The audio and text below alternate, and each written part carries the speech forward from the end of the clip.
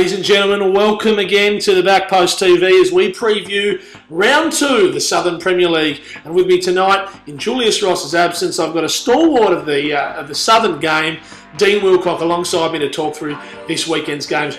Dean, welcome. Yeah, what a pleasure. Thank you, Carl. Not a problem. Great to have you here. And on Friday night, round 2, we've got a Zebras Knights game that should provide plenty of action.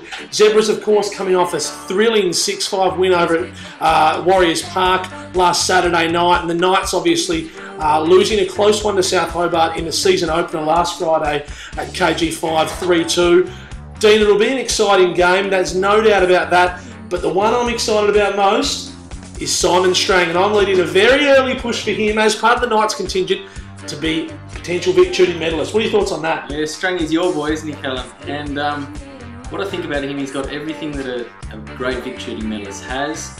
He's got a bit of Tom Roach about him, and we all know how many medals Tom Roach won, don't we? He's had plenty around his neck. Of course, Jaden Hay will be another big player tomorrow night for the Knights in what should be an amazing encounter.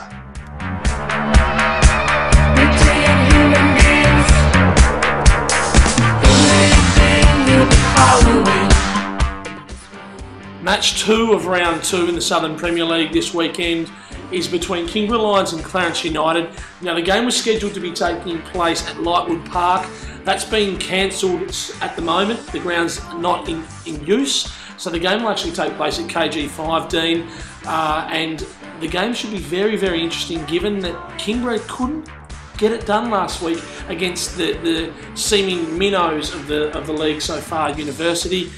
Clarence, of course, lost in a tight tussle to Newtown last weekend, 3-2. But who impressed me most in Clarence? Grant Malcolm, with his experience and tenacity on the ball. Not a really fast player, but a wise head on those shoulders. And of course, Matthew Lewis as captain showed some leadership there as well. Sam Ribel impressed, and I'm interested to see if he gets a start potentially on the weekend as well. But I would tip Clarence in this one, but I know you've got some views on sorry, I'd tip Kingborough in this one, but I know you've got some views on that.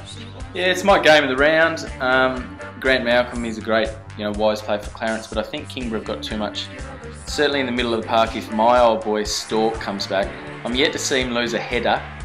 And, you've got the golden boy, the mayor of Kingborough, Marcello Marchioli, and he's just going to work off the Stork, and for mine to be Kingborough easily.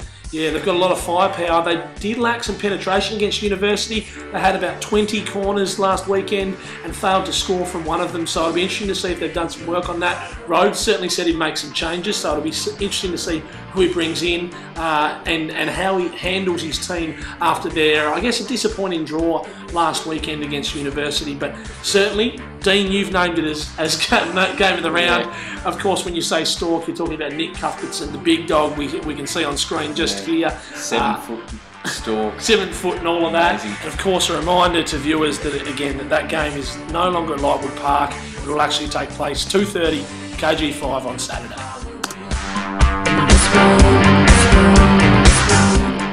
Game 3 of round 2, Dean, will see us at Warriors Park again. Olympia versus the Clare Street Elite Newtown Eagles. Of course, Olympia lost in a thriller over at Warriors Park last weekend against Zebras, but they still managed to score 5, and I think they'll take heart from that. But no doubt Franco Praviti will have some concerns in the back line. Shipping 5 goals in any game is never good, and I'm sure he'll be wanting to shore that up. Yeah, sure.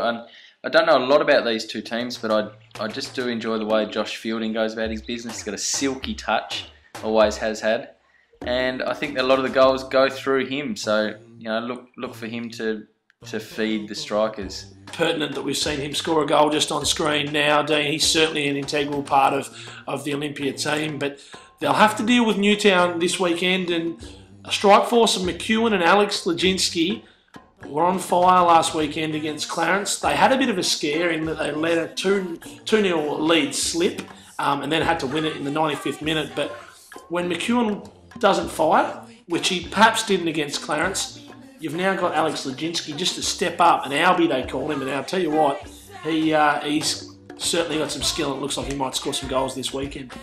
Yeah, I think he will again, and he constantly gets fed by Whitehall on the right-hand side, who's willing to cross it from anywhere. You always know that he's good for a long ball.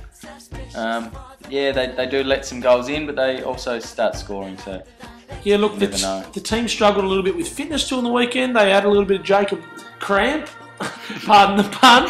And I'm sure that Pitchford will be looking to address that throughout the season because they'll want to run out games, and they did in this one eventually, 3-2 winners. But I'd tip Eagles over Olympia in a tight one over at Warriors Park. It'll be interesting to see how it goes. Dean, your tip? No, I'd like to tip Olympia fairly comfortably. Yeah. Maybe 4-1. You heard it here first. Dean Wilcock, 4-1 to Olympia, and I'm tipping an Eagles win. We'll see how that one pans out. But that's Game 3, Saturday night over at Warriors Park.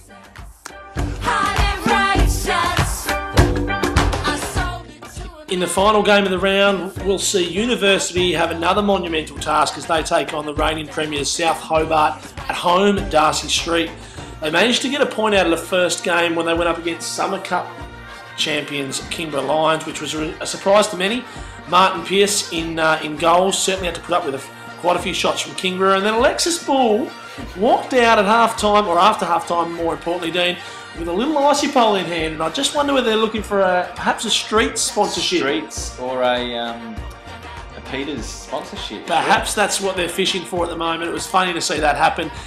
University certainly going to be challenged here. What are your thoughts on their chances, Dean? I don't like their chances. I don't think South will kick too many goals due to the fact that Uni will put heaps of men behind the ball. Maybe they play a formation similar to 10 men in the goals in a wall and play the goalie in front of it. Let's see how that goes.